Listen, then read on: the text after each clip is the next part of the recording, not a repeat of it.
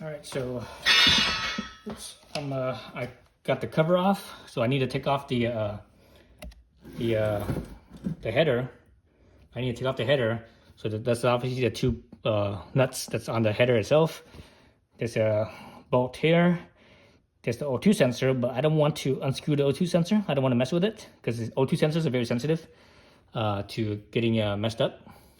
So what I'm gonna do instead is I'm gonna follow this wire up to right here where it connects, right? And I'm gonna unplug it here, and I'm gonna take the whole sensor wire off with the header itself. So to take this off, there's actually there's a thing that you push on the bottom here, but because of the space, I can't really reach it very well. So I'm actually gonna unclip it from right here. So to unclip this, if you can actually see this, there's actually it flares out on the top and bottom. So, it flares out so that way, that's how it hooks in. But also on the back side here, I think there's a little flare out as well. Well, actually, you know what? Let me see if there is. Actually, no, there isn't. So it's just the top and bottom only. So basically, you just squeeze those two, and you just kind of push it in. Push it in, maybe kind of wiggle it a little bit from the back side. Oops. There it goes. So it pops out. So once that pops out, there's two wire holders right here. So basically you can just push it with your thumb a little bit, and it's very, it's metal, but it's very flexible, very thin and flexible. So don't bend them too much. You don't want to get them all out of whack. Oops, because earlier I had already squeezed this. That's why. So how you do this is, and if you could leave this in place and squeeze it from the back, you could probably do this too, but it's like, I had a hard time with it. So what you do is you squeeze, there's a little tab right here. If you could squeeze this from the back side, you just pull it out. I guess I did, I was able to squeeze it out, but man, I just, it was so cramped in there. I didn't really have space to move it. So anyway, so that releases that, all right? So now I just need to take off my two bolts here. This one is that looks like a 14 millimeter, maybe a 12. The front over here, the front headers down here, down in here. Actually, let's lower the camera angle or lower the tripod. So down in here, you can't, from your angle, you really can't see it. But I think these are also 12 millimeters. Maybe that the slip-on actually is 14 possibly. But yeah, let's take those out.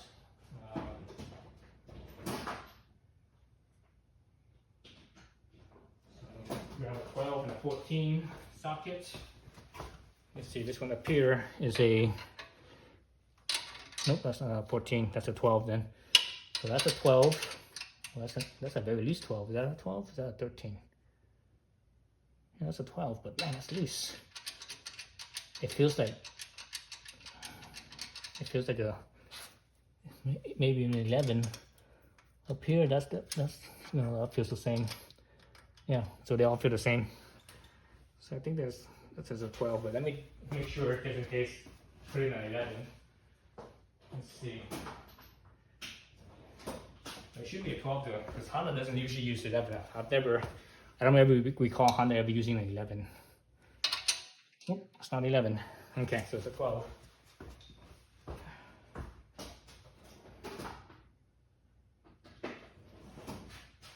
That's a very loose fitting 12. Feels like a loose fit. Let's see, let me get an extension for where the header is so I can reach in there.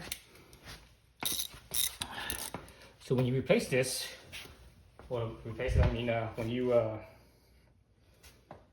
take out the header, there's going to be a seal in here. And when you take it out, it's possible that you can reuse the seal, especially when it's new, because my bike only has 50 miles on it.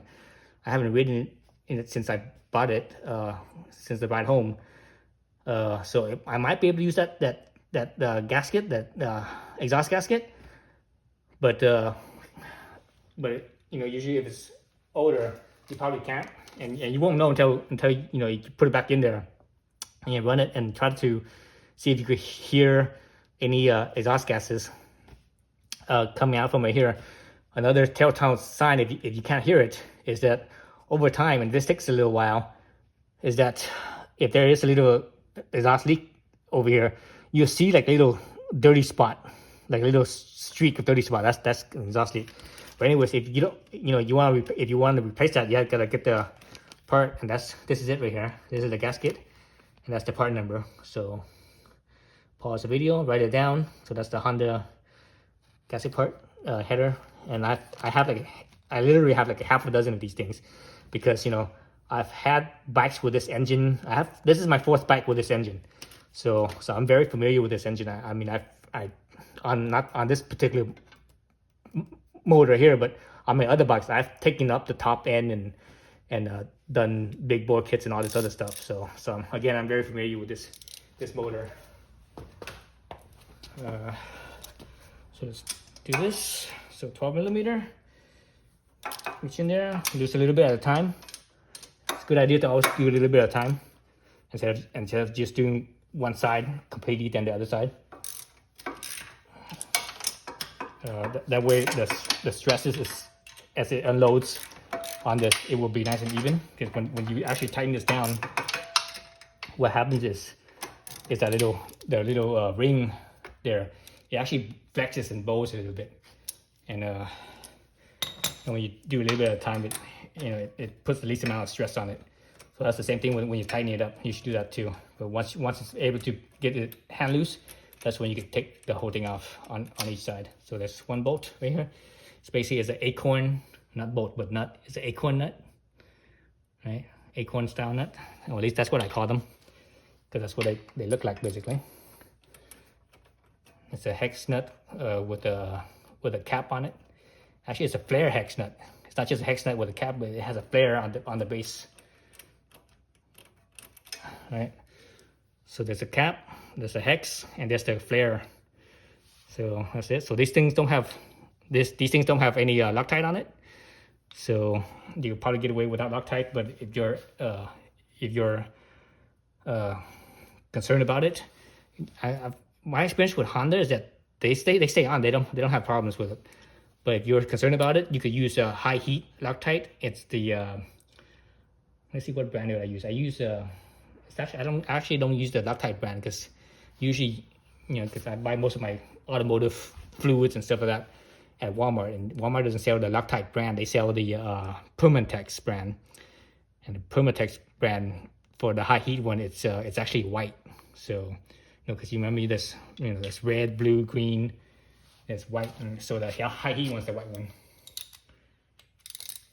So if you use the regular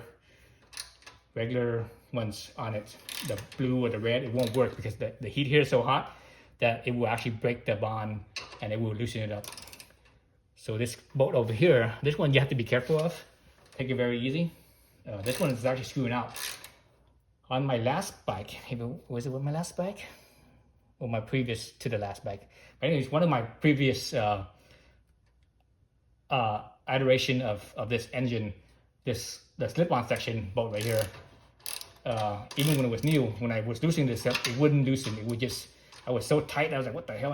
And literally, I just kept on spinning it.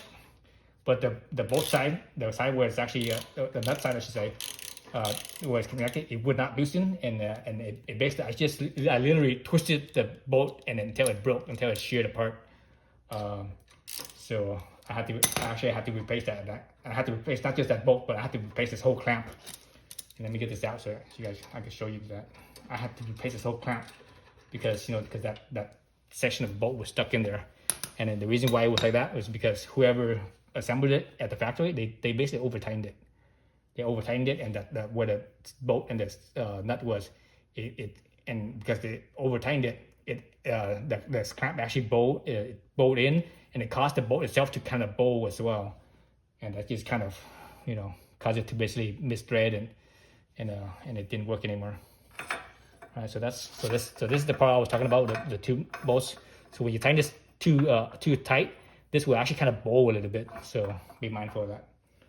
And usually when that happens, it's also possible that it could leak as well, because the pressure on it is not even.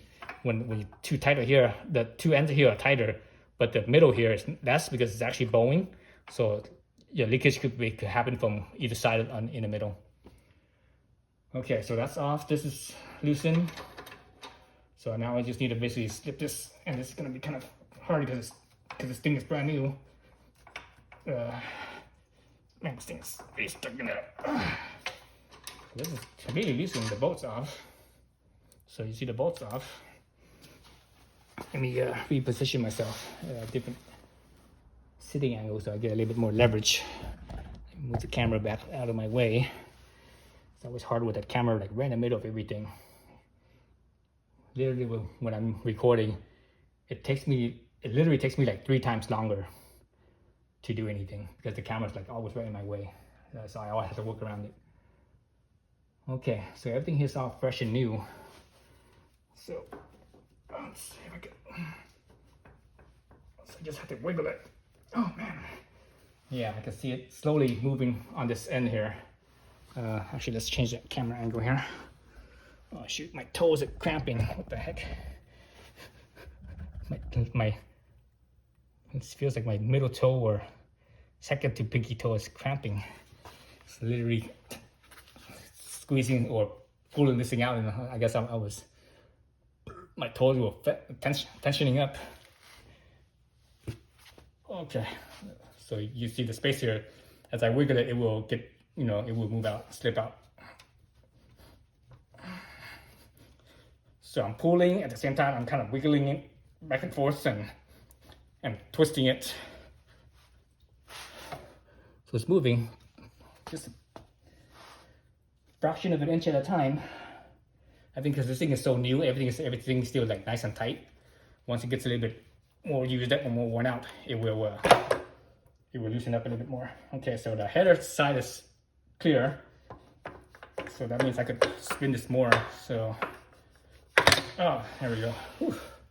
So that's a tight fit. So there it goes. There's that end. So I'm set that aside, and I say let's look at the. So that's the male end. Let's look at the female end.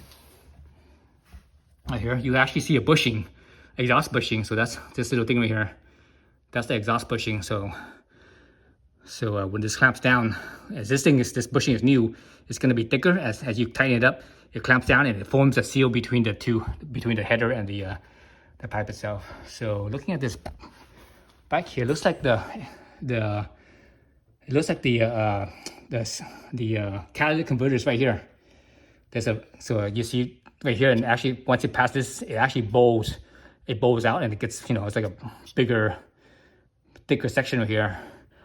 Then once you move past that, it actually thins out again. So that tells me that the catalytic converter is right here instead of in the muffler. I mean, it's possible that they have a catalytic converter in the muffler as well, because nowadays with the emissions, some bikes have more than one catalytic converter now. Kind of like cars. Cars have like 2. I think some of them even have 3 catalytic converters now. Okay, so that's off. All right, so here's put the header pipe back on. Since my bike only has about 50 miles, 60 miles, I'm gonna reuse the exhaust gasket here. I'm not sure if I'm gonna regret this or not, but I'm gonna be like, the hell with it, I'm gonna reuse it. Actually, I've done this in the past where I've reused it when it was still pretty fresh and it was okay. But usually once it gets like older with a few thousand miles on it, that's when you need to, that's when it's a good idea to replace that. So I think the hardest part here is right here where the slip-on, the header slips into here, because we've got the gasket between the exhaust pipe, the can, and the header. So that's the part it's gonna be a very tight, snug fit. So I suggest you basically kind of move that one in first. You just kind of wiggle it. Oh, it's actually not so bad. Taking out was a pain. Putting it in, it seems like it's a little bit better. Something's not right. Right here it's being hung up by the exhaust stud. I guess just the angle is a little bit off. I just spin this in a little bit more. I'm gonna go on all the way until there it goes. Basically until bottomed out.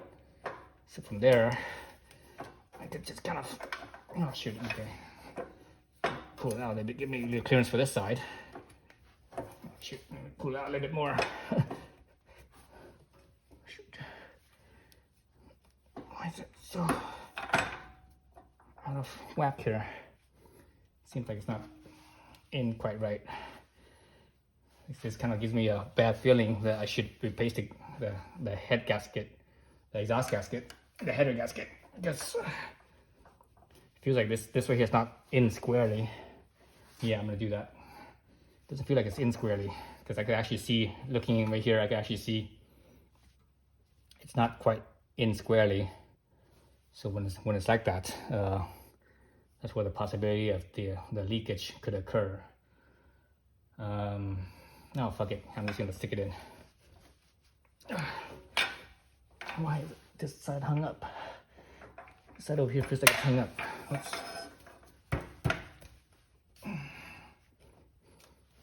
Let's see, anything else not right? Oh, everything else seems right. Unless when I took these bolts off, it's possible that the engine could have shifted slightly downwards, and I could possibly throw it off, but I don't know. It feels snugger than it should be.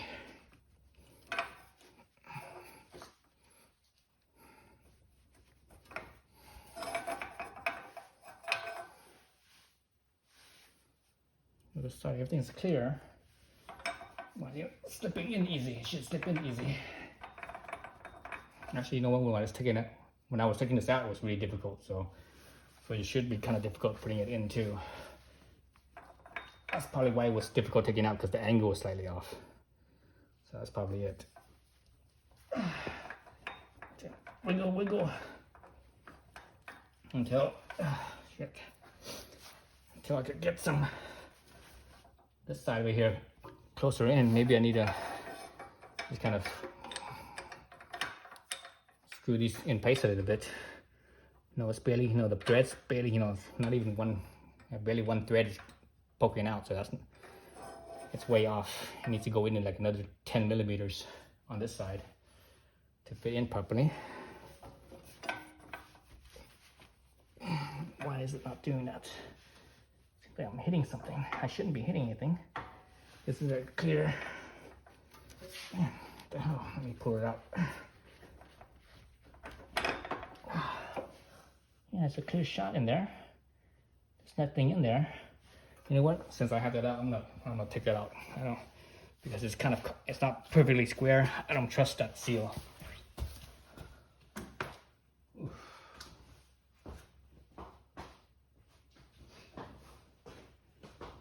So to take out that seal,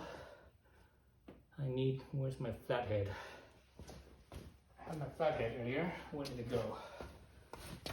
Oh, come on. Where's the flathead? Dang it.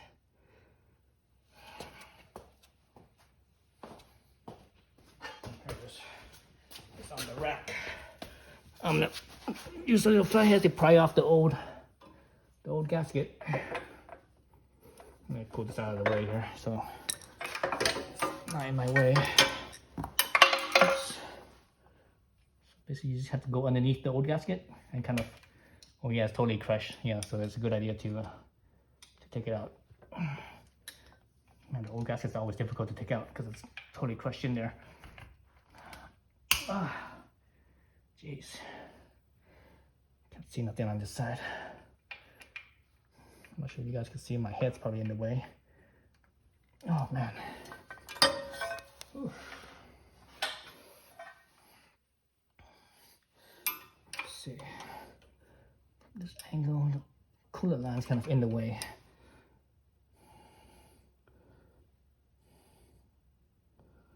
The cooler line's a little bit in the way right here.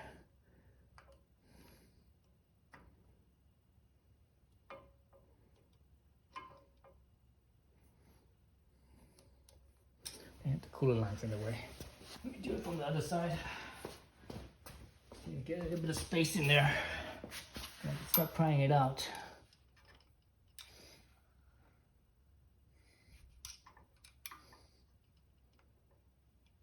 Oh shit. There we go. So you see it's totally crushed and flattened. You see the indentation, right? So So let's get rid of that and put in a new one. So here's the new one. That's the part number. Made in Japan. I'm not sure if this is, I don't know how many years old. I have like half a dozen of these sitting around for several years now. So I'm not sure if the new ones that you buy right now today, if it's still made in Japan or not. Yep, so it fits right in and it actually falls out, so that's good. So other times a good thing to do is put a little bit of grease on here, so that way the grease will stick and make this thing stick. But I'm gonna see if I could get away without doing that. Let's try it first. So let's slip this header back in here. Watch out for your O2 sensor here.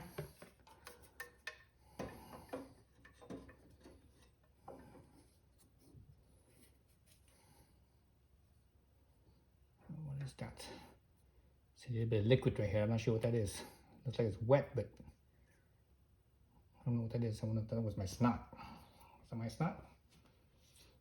Oh, a little bit of snot. It's been cold the past couple of weeks. Well, actually, it's been cold since it stopped raining, which was how long now?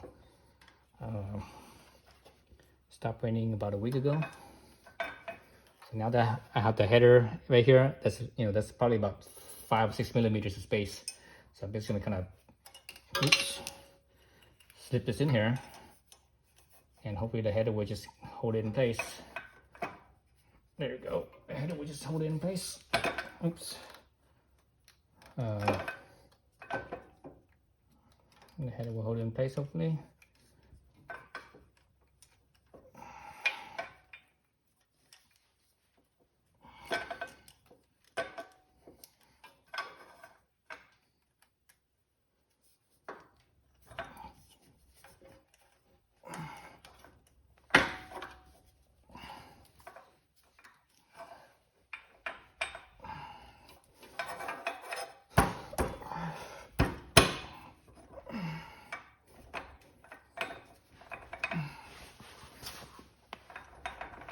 Oh, shit. Man, this thing is not very square. So I put this mount on right here, the ring, and I could barely, with my fingernails, I could barely feel like one thread, maybe 2 threads. That's not enough to get the nut on there. If I try to screw it on, it'll probably strip the nut. So now I just need this part here, I just need to kind of work it.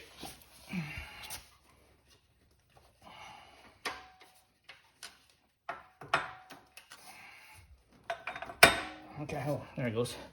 Slipped in. Maybe it was hung up on this side, not this side. Okay, now it looks like it's pretty.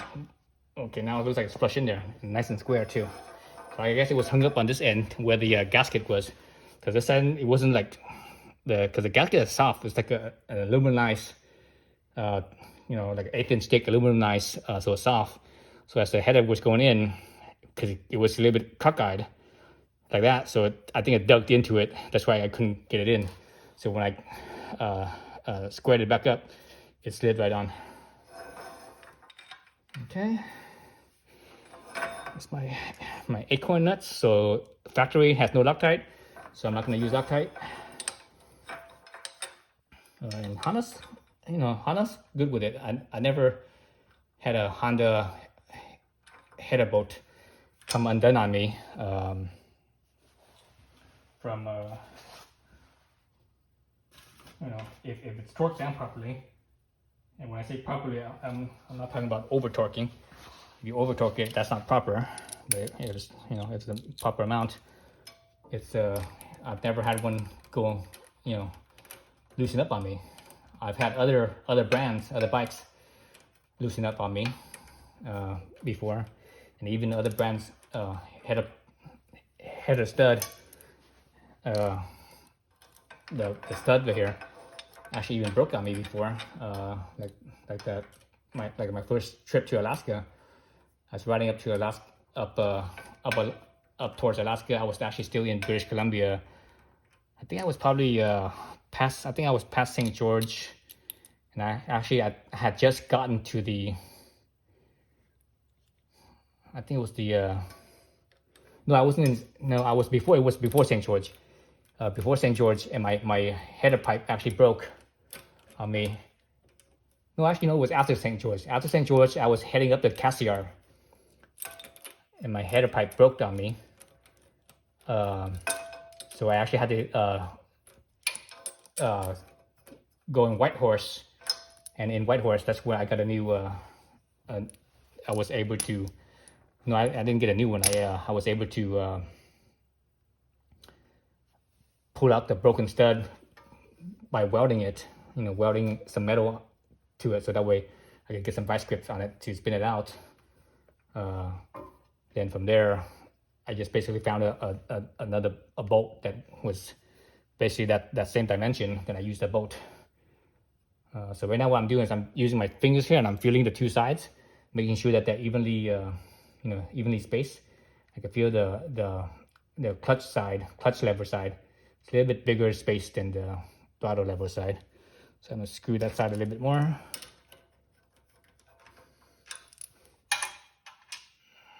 Okay, now that side is actually a little bit tighter now. And this side is a little bit closer. So where's my wrench? So yeah, so I had to fix my stud in Whitehorse because it was leaking and you could hear it, and the bad thing when you have an exhaust leak right at the header is that potentially it could suck air in there and it could cause a lean running condition, and you could overheat your motor that way. So I had to fix that quick. So but also that way it runs proper too, because if it runs lean, it not just overheats but it doesn't run proper, so it's a little bit weaker, and it's you potentially waste more fuel and blah blah blah.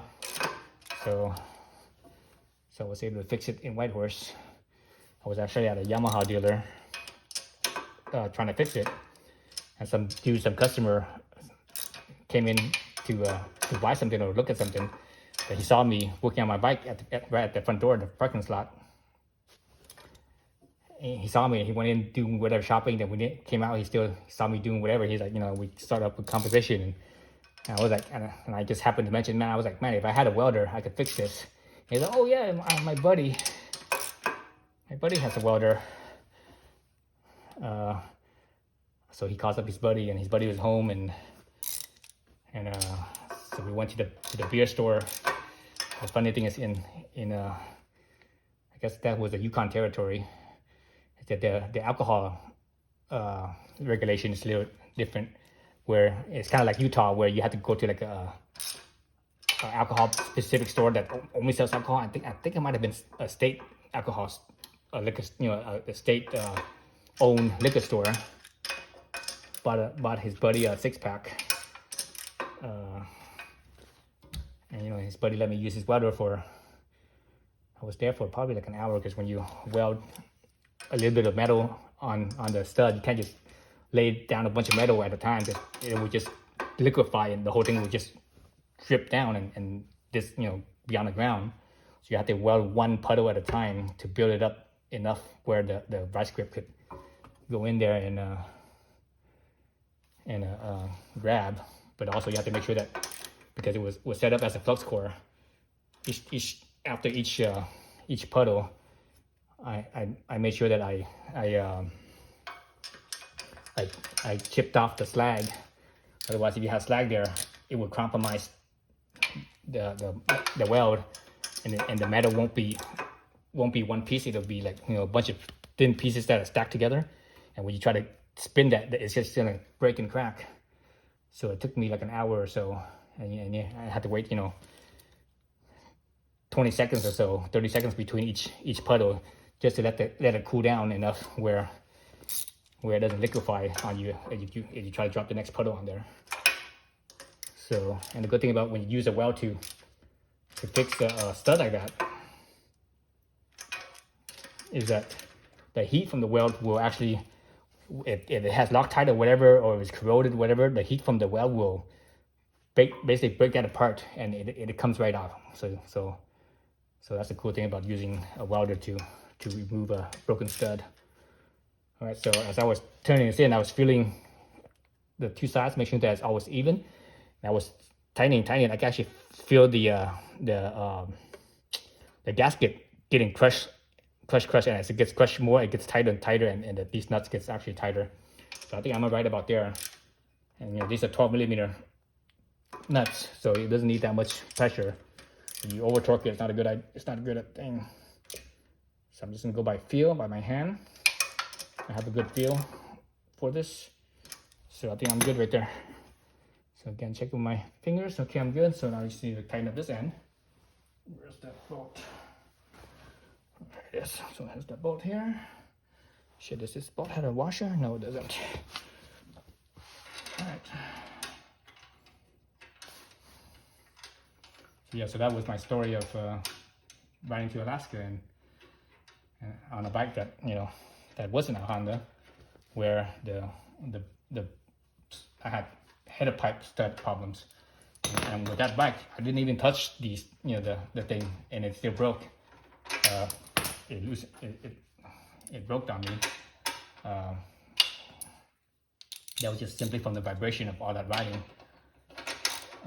That bike that I used, it was a Simba from SYM, you know, Sim, Taiwanese company.